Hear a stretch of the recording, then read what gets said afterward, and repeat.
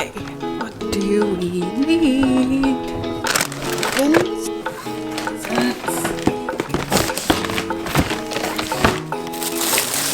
notes. I need my notes. Got it. And I need a broom. A broom.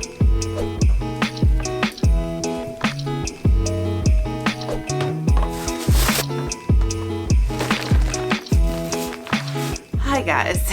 Today is another day of Vlogmas and I am combining two things that I think I'm quite good at. First, wrapping presents, and second, giving you unsolicited advice based on my own experience. Let's go. Juice, juice, juice alive. Ooh, filthy thing. Okay, so today's video was planned to be a little bit different than this, but you know what? Life changes and we need to pivot and make things work.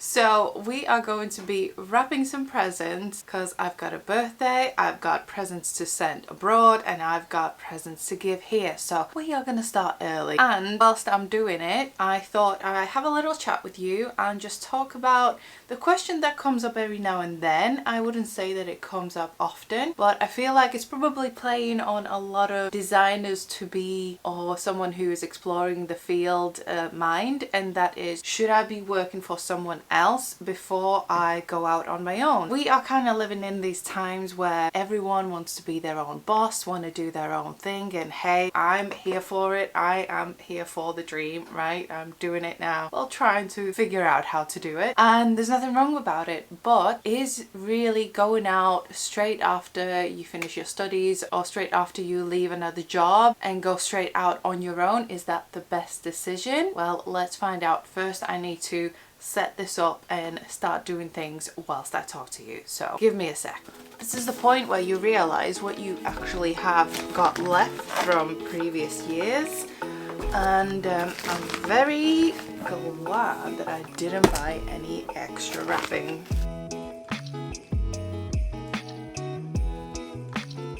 I have no recollection of getting this many ribbons. I do not know who that person was. So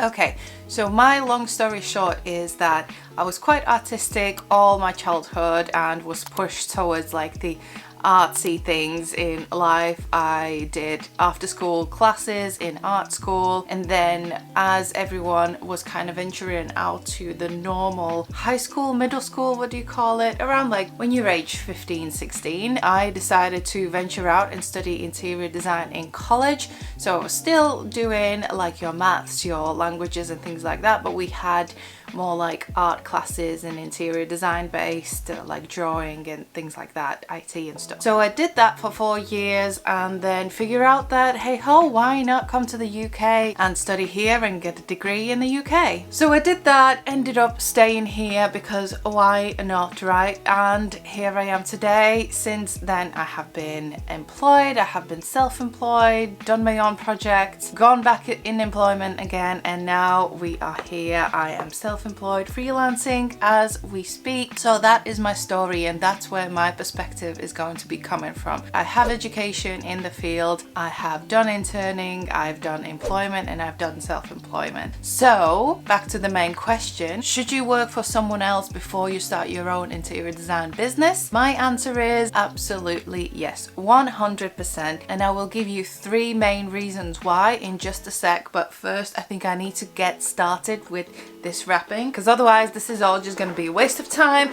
and no one's going to get anything done. Right, so first things first, my little one is obsessed with Disney at the moment, and it's absolutely fine. It's just that when all you hear is Mickey and Minnie 24/7, it gets quite a lot. But you know what? We're gonna treat her with some Disney stuff. She actually saw this in the shop yesterday as we were going through Costco, and it's probably so bizarre because she's gonna open this on Christmas morning and you know, have no recollection probably that she's already seen this. But these are the joys of having a toddler who doesn't really recall much. First things first, you need to see if you got enough fabric to work with.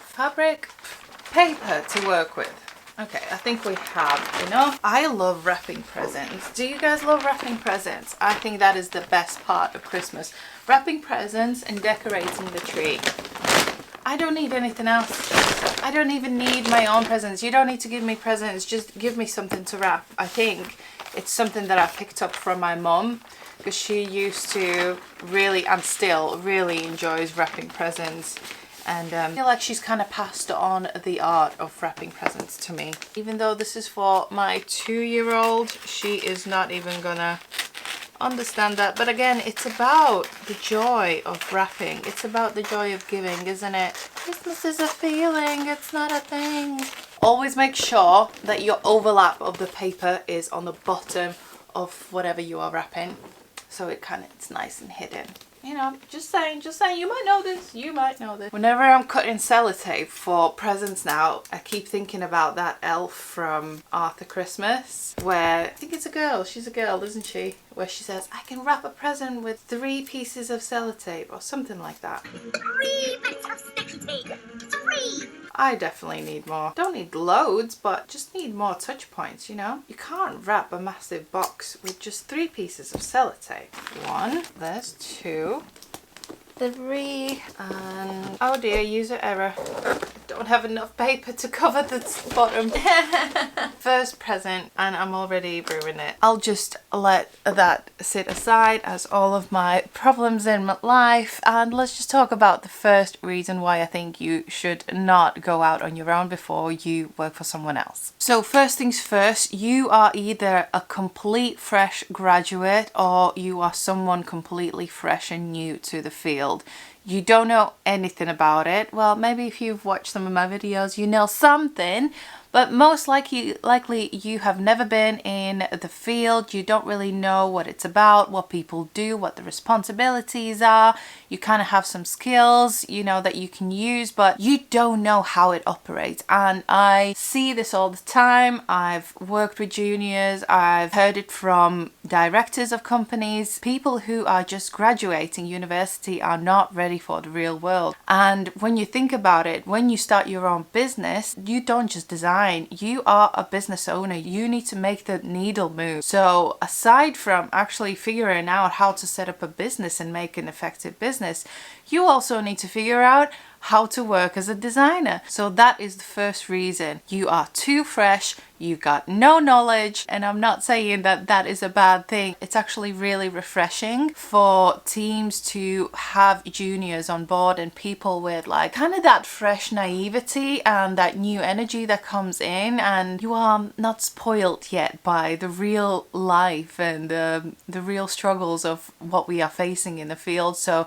your energy is precious, your ideas are precious. You have seen all the things that we haven't, because we have just been so caught up with the nitty-gritty things of everyday life, running projects and going back and forth. We haven't had that time to kind of soak up all the other things that are actually happening in the world, technology, ideas, design wise. Most of the times you are coming in with fresh ideas, so that is precious and that is great, but you have no experience, so work for someone else first. Now, the next reason, number 2, is that even though you haven't got all the things that you need to know, all the knowledge maybe, and experience, you will learn it, and you will learn it so quickly if you are smart about it, okay? I have seen people who come in and they just don't put the effort in and just don't get on with the job. If I'm honest, you just sit there and think like, well, what are you doing? Why are you even here? But if you start your role either as an intern, as an apprentice, as a junior position, if you learn from every single task that you are given, if you absorb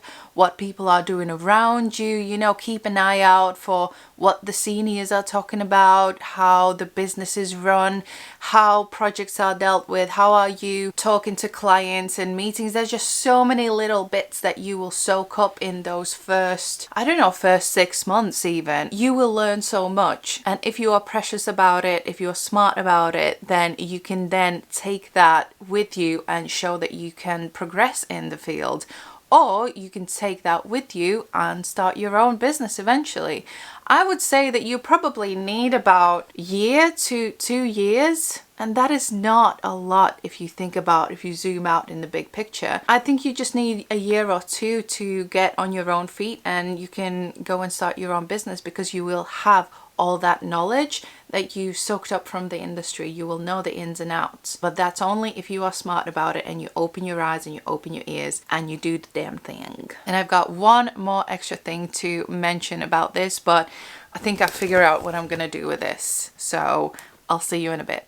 Ta-da! And ta-da! Can you see? I really can't even see it because it's done so well. I basically ended up putting a little square over it. She's not even gonna notice it, but I will know. I even wrote her a little card. Like, literally, it's the joy of giving. It's all about the giving. I feel like I'm on a bit of a roll, guys, so I'm going to do a few more and then we'll come back to the tip number 3, okay? See you in a bit.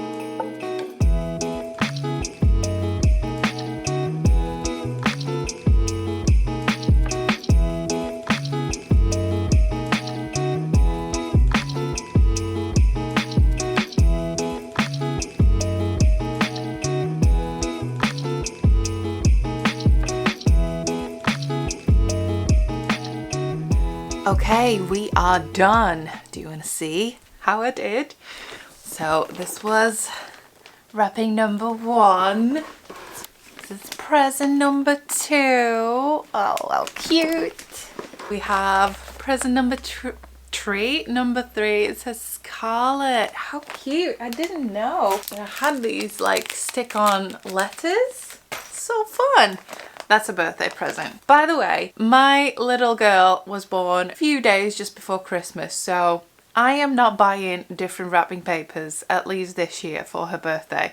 She's getting Christmas wrapping papers for her birthday. That's a birthday present as well. So it's you know, it's like Christmassy colours, but you can still get away as birthday wrapping. So yes, that's another present. I always love to stack the presents so it like shows off all the nice bows and things.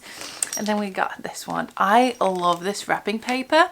I got it years ago now, I think from Next, and it's a clothing shop, but they do homeware as well, and they do the Christmas stuff. Oh, and I put a little bell on there as well. It's for my nephew. So this one and this green one I will actually have to ship abroad, so we'll see how that works out. But yeah, like that wrapping paper, I love it, and it's such a good quality as well. I think it's really important if you are wrapping presents for Christmas to have like nice wrapping paper, like good quality, not like the flimsy stuff, because it just takes the joy out of wrapping presents. But right, let me just straighten you out. I feel like you're a bit wonky. Okay, reason number 3 why you should not go working for someone else before you start your own business in interior design is, and probably one of the most important ones, and I think the one that makes the biggest difference of all. Previous to, you can kind of pick up the skills, you can maybe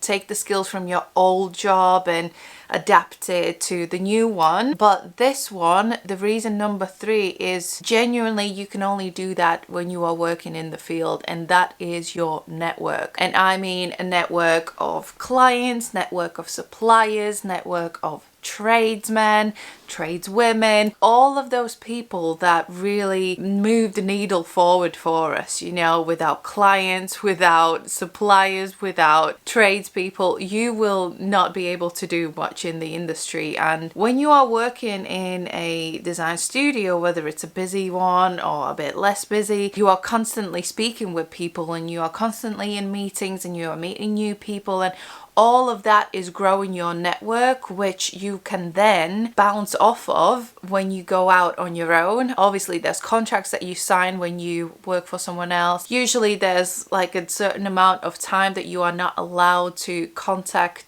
those people after you leave the company, because, you know, legalities and stuff like that. For some companies you are not allowed at all. But I'm just saying that at least your supplier list, at least your tradespeople, the one that you really rely on to make your ideas happen, you can gain those when you are working for someone else free of charge. And I think a lot of people don't realize how much we actually rely on other people in this industry. All right. Just another little quick tip at the end of all of this. I know I'm saying that you should go out first to work for someone else, and I know how hard that might seem, or it might seem like it's, oh, you know what, but I just want to go out and do my thing. I don't want to be employed. I don't want to be an employee. I get you. I absolutely understand. Like I said, I'm out here doing the same. But just because I'm saying that you have to work for someone else doesn't mean that it has to be for such a long time.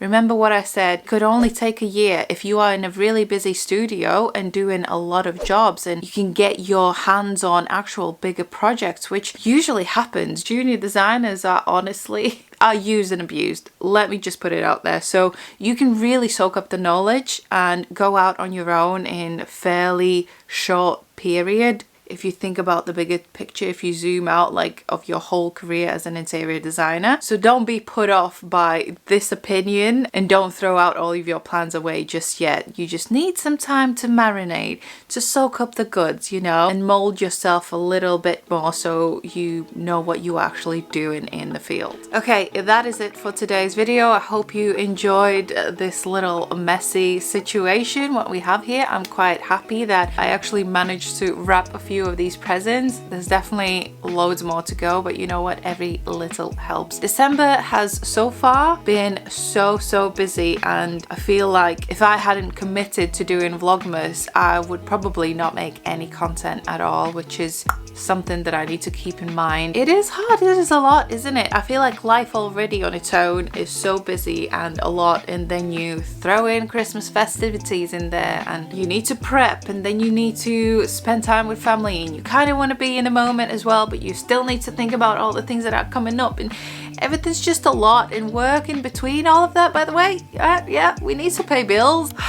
It's a lot, but I hope you are having a lovely time so far. You know, enjoy these little moments. Like, I love wrapping presents, like I said. That is a time where I can just zone out a little bit and focus on creating something beautiful out of nothing, and at the end of the day it's gonna give joy, bring joy to other people, and that's really it's all about. So I hope this video brought you some joy, brought you some knowledge, and I'll see you next week when I'll be showing you a little bit behind the scenes of Neon Creations. I did this vlog a while back, so I've been sitting there waiting for its time to shine.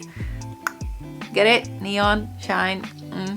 And yeah, I hope you enjoy that one as well. If you want to stick around for more videos, there's plenty to see, and if you want to shoot me a DM, chat on a more personal level, find me on Instagram. I'm there kind of all the time. Again, I've slacked a little bit on the content side of things in December, but you know, swings and roundabouts, what can we do? Right guys, I'll see you in the next one. Bye.